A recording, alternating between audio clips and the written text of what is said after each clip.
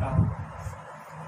देवी और सज्जनों, आप सबका मेरे इस चैनल लर्निंग थ्रू गुरु कृपा इसमें आप सबका स्वागत है।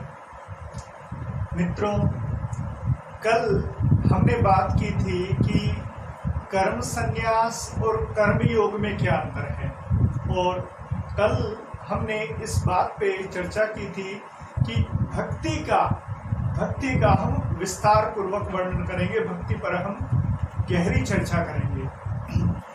भक्ति आध्यात्मिक क्षेत्र का सबसे उत्तम विषय, भक्ति, प्रेम। आइए आज हम भक्ति को लेकर चर्चा की शुरुआत करते हैं।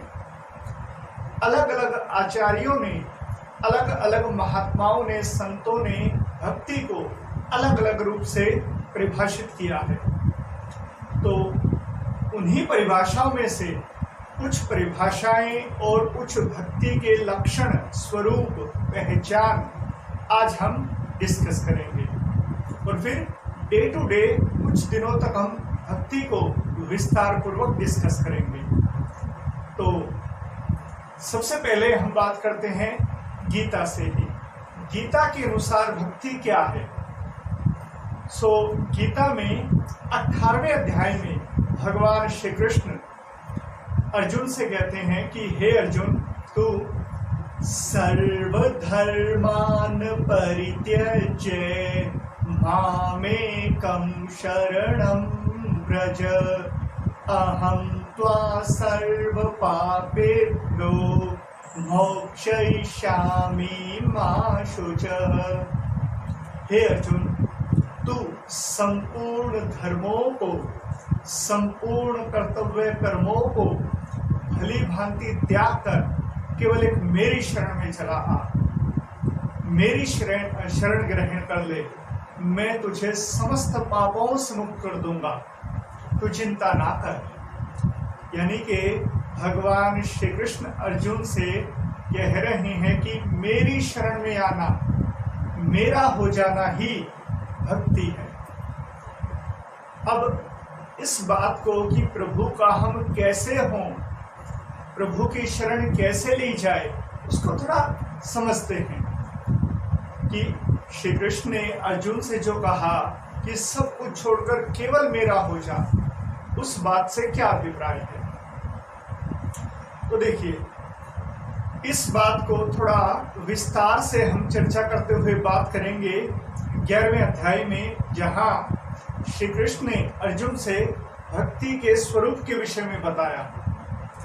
तो वहां पर जब श्री कृष्ण अर्जुन को अपने विराट स्वरूप का दर्शन कराते हैं, तब श्री कृष्ण अर्जुन से कहते हैं कि हे अर्जुन, नाहं वेदैने तपसा ने दानेन न चेजया शक्य एवं विधो द्रष्टुं दृष्टवानसि मां यथा।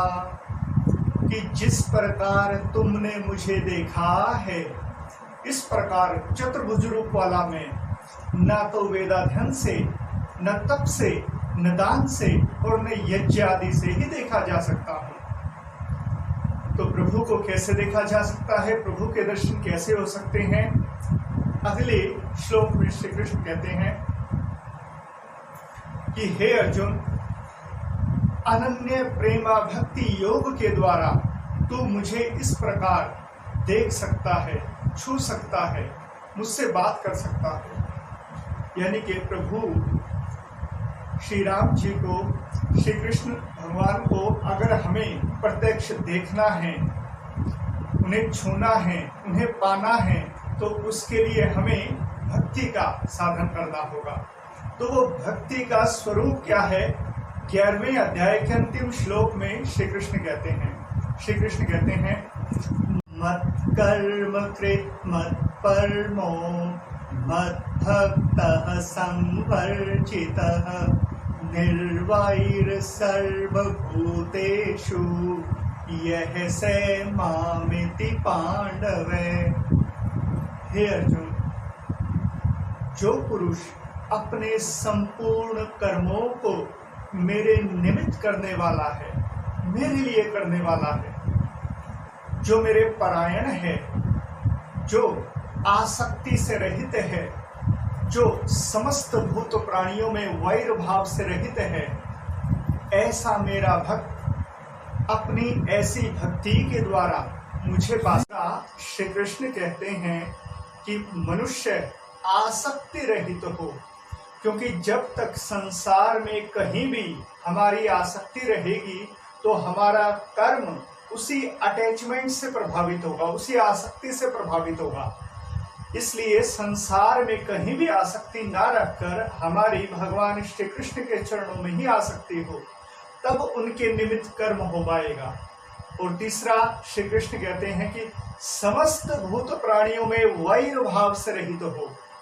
क्यों और ऐसा कैसे होगा कि जब मनुष्य समस्त प्राणियों में भगवान श्री कृष्ण का ही वास देखेगा अपने ज्ञान नेत्रों से, तब समस्त भूत प्राणियों में जो वैर की भावना है वो नष्ट हो जाएगी। इसलिए गीता के अनुसार, श्री कृष्ण के अनुसार प्रभु के निमित्त कर्म करना, श्री कृष्ण भावना भावित होकर कर्म करना ही भक्ति है।